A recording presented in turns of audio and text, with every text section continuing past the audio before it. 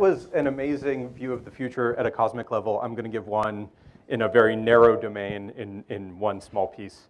And so at Atomwise, we boom in our voice. At Atomwise, we work on drug discovery. And in drug discovery, there are three major questions. Finance, biology, and chemistry. Finance is super hard, and I don't think anyone knows how to solve it, so let's ignore it. Biology is when people go and say, if you want to cure Alzheimer's, the critical protein to block is protein XYZ, or cancer, or malaria, whatever it is, you have to block protein XYZ. If you stop there, that's an interesting paper in Cell, but you haven't helped a patient.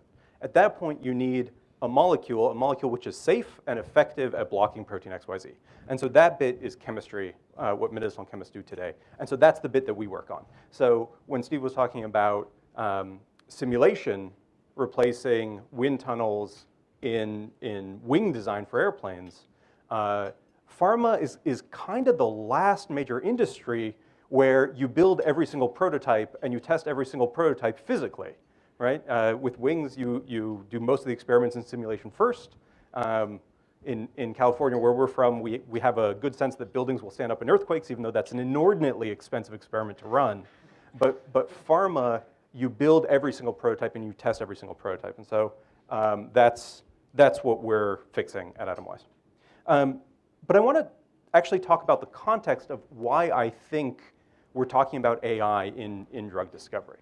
And in a number of other fields. And that is that the world, in many domains, has gone from being a world of scarcity to being a world of abundance. And when you do that shift, there are interesting problems in a world of scarcity, and there are interesting problems in a world of abundance, but they are different problems, right? So it used to be the case, some people may remember, Blockbuster, where you would go and you'd say, there is no movie I want to watch here. Either I've seen them all, or none of these are good for me. That doesn't happen in Netflix, right? There is the right movie somewhere in the 100 million movies.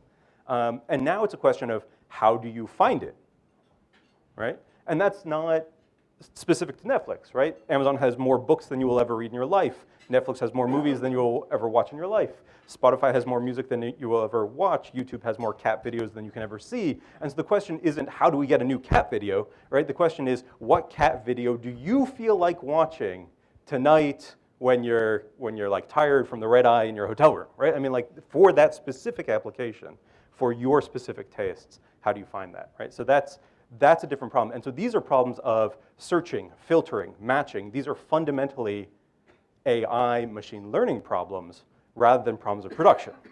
Okay? So here's how it's playing out in chemistry.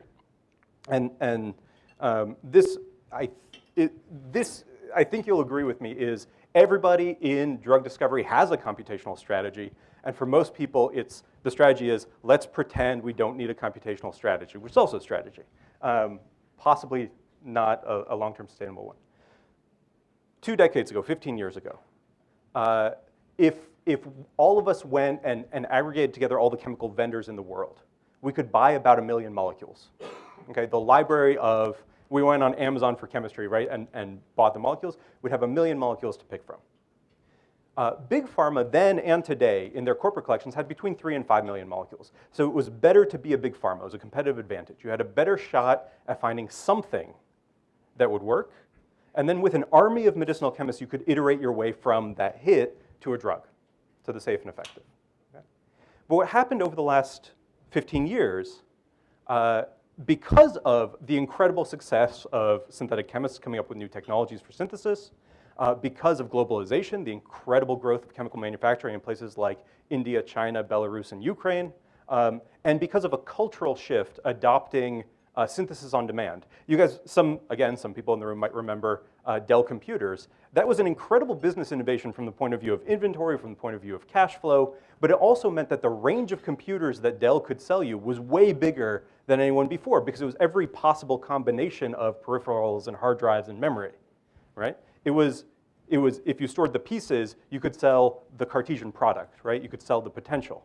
And so basically, the chemical vendors have adopted this, where they store the building blocks, 100,000 building blocks, and they know coupling reactions, and what they sell you is 100,000 squared, right? And so there's a company in Kiev called Enamine, which is sort of the leader in this space. At the beginning of last year, they had 300 million molecules that they would sell you, right? So already 100 times bigger than Big Pharma has. At the end of last year, they had 3.8 billion. This year, they announced 11 billion. And so I believe at the end of next year, there's going to be 100 billion molecules, okay?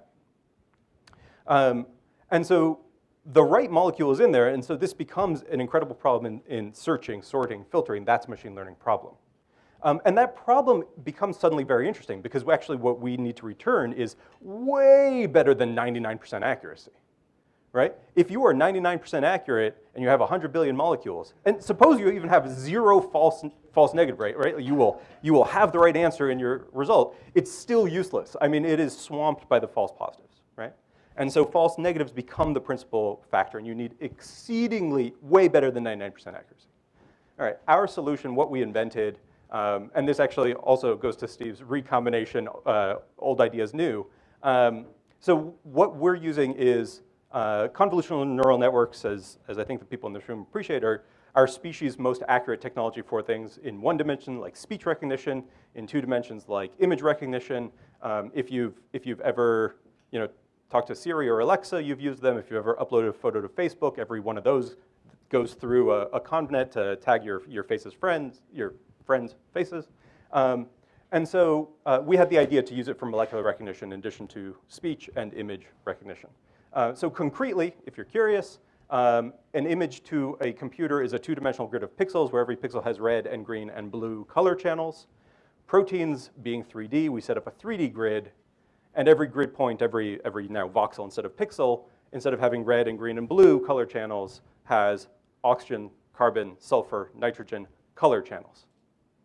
And so then as soon as you do that in coding, then everything that Google and Facebook and Baidu are, and SenseTime, are inventing for image recognition, you can translate to the domain of biochemistry. Okay. Having that technology, and so having the simulation instead of the physical testing, that enables certain things. And so now I want to talk about consequences of AI.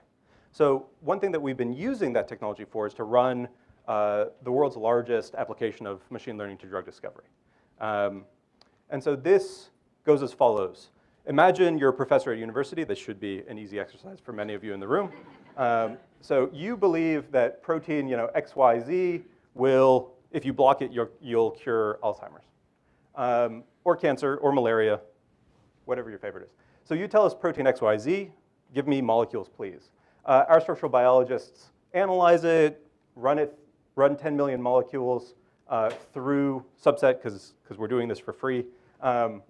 So we send 10 million molecules, but this is still twice as big or 3 times as big as Big Pharma entire corporate collections. So that's what we run through our network. And then we buy 72 molecules. So that is 7.2% of 1% of 1% of the library. So you remember how I said way better than 99% accuracy? There you go. This is the results I'm going to present are that level. Okay. Our partner MQL sources them, does mass spec for purity, dilutes them, plates them, ships them, and so our academics get 72 molecules on a 96-well plate for free in the mail, ready to go into their assay. Okay. This has been adopted in 36 countries. If anybody has friends in Latin America, East Europe, the Stans, or Africa, I want the sun to never set on the atomized empire, so please tell me. But another way of measuring this is 2/3 of the top 100 US research universities work with us through this program. Not quite as many of the global institutions, so again, give me help. And usually when I'm presenting, these are some slides that I presented some of this work at the National Meeting of the American Chemical Society. So I did this pause and I said, okay, think in your mind your favorite screening technology. And this can be high throughput screening, and it can be throwing darts at the Sigma Aldrich catalog. I mean, like whatever you think is the way to pick hits. How many times, if we have 100 projects, right? How many times do you think we're going to have success? And if people want to shout answers, you can. The answer I generally get when I ask people in the pharmaceutical industry is 10%. That's sort of the ballpark that people quote. Okay. When I put together these slides for that talk, this was reporting on the first tranche of about 50. We have a close to 70% success rate instead of 10%. So this is importantly better. I just checked our tracker this morning, and so we actually have still 69% success rate, but now on the first 74 results from this program. And back in the day when I had 13, they would all fit on one slide where I could talk about therapeutic areas, where I could talk about classes of protein target, how many hits we had, how many molecules were actually screened. Sometimes we send a few more, sometimes they test a few fewer, and whether or not we had data around, different kinds of data around the structure of the protein. These days, I have to report summary statistics because I don't have enough, I just don't have enough space to fit everything. But you can start looking for things like, what is the dependence of our accuracy, what the hit rate, how many hits we found for our partners against how much training data we had. So this point out here is an outlier. We had more than 3,000 data points for a protein called HSP90. It's a cancer target. But to my eye, I don't see very strong dependence here, especially if you eliminate that outlier. But like, if there is a dependence on data here, it's pretty weak. We build a single global model incorporating all the data on every protein and molecule combination that we can find. And so like physics being a global model, statistics is a powerful global model. The other thing we can show is here for this subset, these are about a third of the cases. We actually had 0 training points for that protein. And yet you can see we're able to return really quite good hit rates for those. So this opens up new proteins. Previous classes, there's something called ligand-based techniques or QSAR techniques that medicinal chemists have been using since the 1980s. They cannot work on these. So this opens up new categories of proteins. Similarly, we can start looking for, you guys have probably heard of the protein folding problem. The protein folding problem is the input. Once people succeed at the protein folding problem, that is a homology model. So that's this guy on the right. When you figure out the structure of a protein experimentally, that's this X-ray blue bar. So like the deep fold output would be the input of our system in this. We use a different older technology, but there's somebody here from DeepMind, send it over, we'll put it in.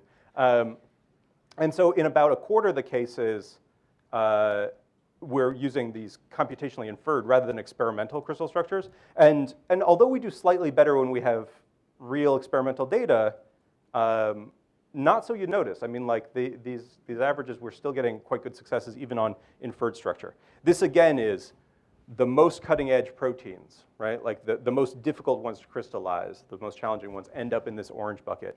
And these were, I was talking with somebody from a pharma company I won't name, and I was showing these slides, and he was like, whoa, you use homology models?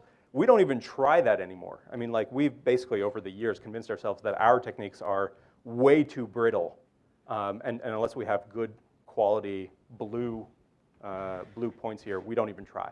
So this again is opening up new proteins that weren't possible before, new parts of biology and new diseases that weren't possible before. In a little over 10% of the cases, actually, you can take the intersection of this slide and the previous slide, right, where we had neither any training data nor any experimental data on the protein, and yet we can show repeated success on those as well. Right. So given those new categories, we're actually able to work. Actually, we have projects running in every major therapeutic area. 36% of the project's oncology, 25% infectious disease, 10% neurology, but basically we're covering everything. And because we're doing this through simulation instead of doing it through physical testing, the range of projects and the targets, not that we made a prediction on, but actually like where people are generating real experimental data, by large margin, it's the largest portfolio. So Eli Lilly had this fantastic paper, 2010, Paul et al., where they report their attrition rates through the preclinic. It's 35.19% survive from target ID to phase 1. So then you can, on their website, they show how many phase 1 projects they have. You can divide and figure out that if I'm remembering the numbers right, they had 68. You can do the same analysis for Novartis, 86. Same analysis for Pfizer, 99. We have 250 of these in flight. We just accepted another 300. So by large margin, AI lets you build very large portfolios. Here's my last slide. You guys are economists, and so I figure I'd do amateur hour economics up here. So please correct me, because it's not that I necessarily know what I'm doing on this slide. All right, but it'll be educational for me. Okay, so this is an idea about AI maximizing Sharpe ratio, right? Because you want to maximize your portfolio value. You want to minimize correlation in it, so far as I know. All right, so yeah, LaTeX. Yeah, somebody.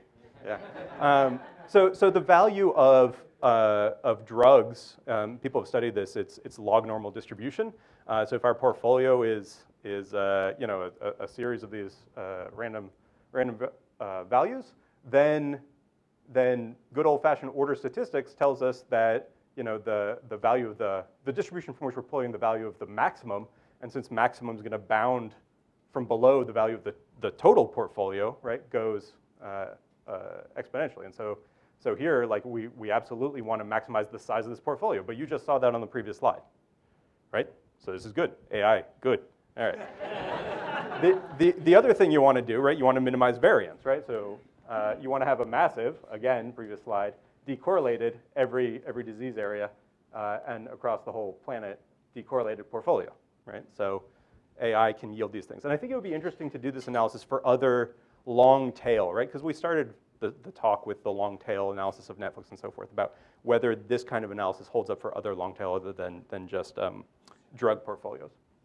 And then the last one, I think, and this is sort of a side comment, just my last bullet point, and probably people in the room can't see this, I apologize.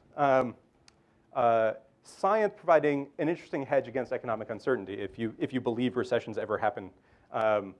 So there's this interesting analysis, and really I'd point you to a paper that came out of MIT called Commercializing Biomedical Research Through Securitization Techniques. And they invent this idea called research-backed obligations. And the idea is, man, if collateralized debt obligations did this amazing job raising money, that was really cool. But any one mortgage, right, was really too risky. And so if you bundle them together, then the risk of the portfolio is substantively different, in theory, from the risk of the individuals. And so the idea here is that with research, any one biotech, the dominant factor about whether there's value in the biotech or not is whether the fundamental scientific hypothesis of protein XYZ with molecule 123, whether it will stick and whether that shuts down the disease. And so the idea is, if you're doing cancer and Alzheimer's, those scientific hypotheses are totally decorrelated from each other. And moreover, that value driver is totally decorrelated from the interest rate, right? And so if you're interested in assets which are decorrelated from, you know, your other assets, the price of copper is correlated with the price of, you know, picket, but science isn't. And so if you can construct portfolios, and so in this paper, they do this analysis and say, yeah, with $30 billion, we could like build something interesting. And yet it turns out, I would posit to you that AI can take the place of large investments of capital if you can, the kind of efficiencies you've seen. Thanks.